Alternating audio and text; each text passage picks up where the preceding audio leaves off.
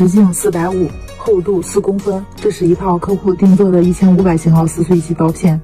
我们设备上所使用的每一片刀都要经过防锁的工艺， HRC 金属材料硬度值才能达到范围值。首先，锻打。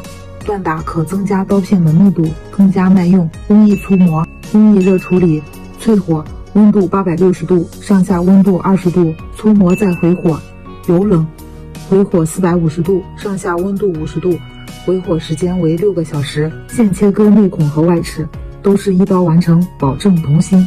最后精磨，检查刀片厚度、直径、内孔尺寸、齿数。刀片工艺制作不易，感谢支持。夜風凜凜，獨回望舊事前塵，是以往的我充滿怒憤，